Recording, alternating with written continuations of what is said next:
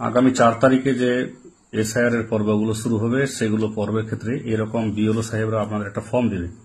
এই ফর্মটা বেশিরভাগই চেষ্টা হবে আর কি পশ্চিমবঙ্গ যেহেতু বাংলায় লেখার।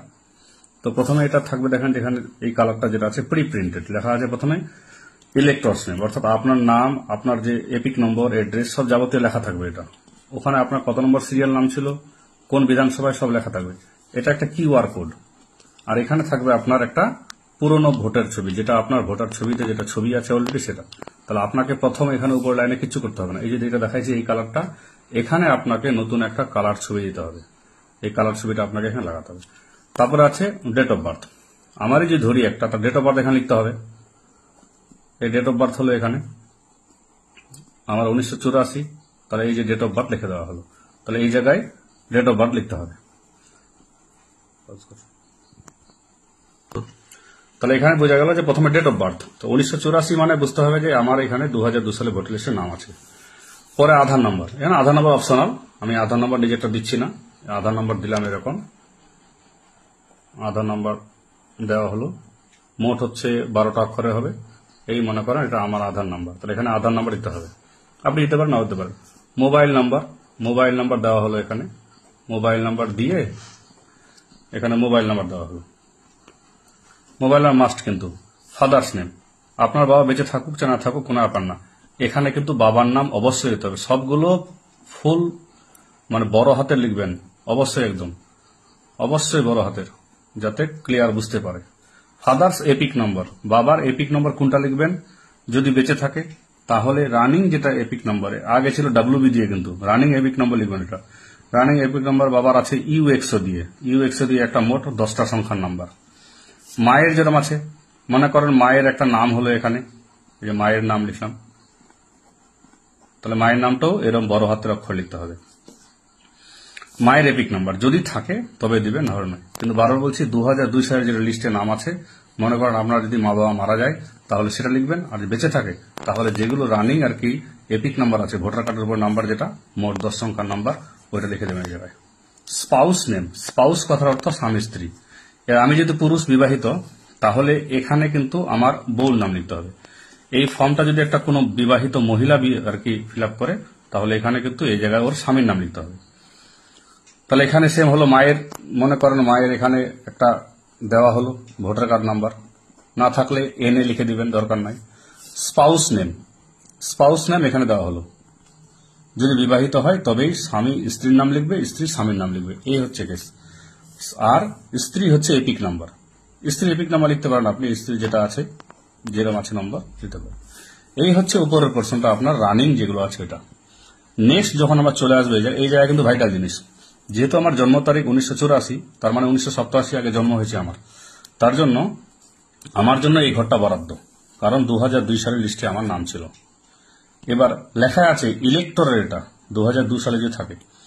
এদিকের ঘর যেটা আছে রেড বক্স বলে এটাকে, এই ঘর যেটা আছে এই ঘরের মধ্যে বসবে কার, যাদের বাবা মার নাম আছে, অর্থাৎ নিজের নামটা নাই বাবা মার নাম আছে, তাহলে এই ঘরে বসবে। তাহলে এই ঘরে বসাচ্ছে আমার যেহেতু আছে, তাহলে প্রথমে নিজের নামই হবে। তাহলে এই জায়গায় 2002 সালে যেটা নাম ছিল 2002 সালের লিস্টে, ওই নামটা লিখতে হবে এখানে। তখন এপিক নাম্বার আমার ছিল না, তাহলে নট এভেলেবেল লিখে দেব। রিলেটিভ নেম অর্থাৎ বাবার নাম, তখন বাবার নাম এটাই ছিল, একদম বাবার নাম ছিল এটা। রিলেশনশিপ অর্থাৎ এই যে রিলেটিভ নেম আছে যেটা আমার আত্মীয়র নাম কি, তো সে আমার কি হয়, বাবা হয়, তাহলে এখানে ফাদার হবে। তাহলে এই জায়গায় ফাদার, এখানে ফাদার লিখতে হবে। ডিস্ট্রিক্ট, আমাদের ডিস্ট্রিক্ট হচ্ছে উত্তর দিনাজপুর, ফুল ফর্মে উত্তর দিনাজপুর লিখবেন। আর এখানে হচ্ছে ওয়েস্ট বেঙ্গল, এই হচ্ছে ওয়েস্ট বেঙ্গল ফুল ফর্মে, কিংবা আপনি এটা ছোট হাতের অক্ষর দিয়ে ডাব্লিউবি লিখে দিতে পারেন।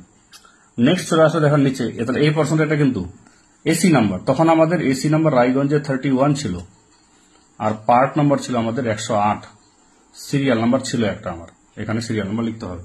তাহলে এই হচ্ছে প্রথম পার্সন যেটা আছে, যদি 2002 সালে তার নিজস্ব নাম থাকে তবেই এটা ফিল আপ হবে। এবার অনেকের আছে 2002 সালে নিজস্ব নাম নেই, তার বাবার নাম আছে, তাহলে এখানে বাবার নাম, বাবা মা কিন্তু স্বামীর নাম কোনো মতে না, বাবা অথবা মা। এছাড়াও দাদু আছে, ওটা আপাতত ট্রেনিং সাপেক্ষে বলা যাবে। তাহলে এখানে বাবার নাম, তাহলে এই পোর্শন যদি আমরা বাদ দিয়ে দিই, মনে করেন আমার ছিল না নাম, তাহলে এখানে বাবার নাম দিতে হবে। তাহলে এই জায়গায় বাবার নাম হলো। যদি মনে করেন নাই, হতে পারে নাই আর কি, নিজস্ব নাম আমার নেই, তাহলে বাবার নাম হলো।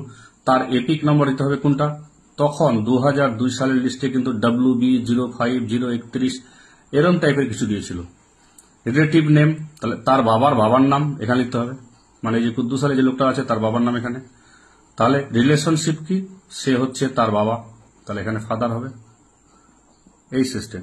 তারপরে ডিস্ট্রিক্ট, তারপরে হচ্ছে স্টেট, এসি নেম সেম, ওই 31 নম্বর রায়গঞ্জ ছিল আমাদের, 108 নম্বর পার্ট। আর বাবার দেখতে হবে, তখন সিরিয়াল নম্বর কথা ছিল। তাহলে একটা জিনিস ক্লিয়ার করে বলে দিচ্ছি আবার, প্রথমে এই দুটা জিনিস প্রিন্ট করা থাকবে, আপনার নাম, আপনার অ্যাড্রেস, আপনার পার্ট নাম্বার, কত নম্বর সিরিয়ালে। এটা একটা কিউআর কোড, এই কিউআর কোড দিয়ে বিএলওটা কাজ করবে।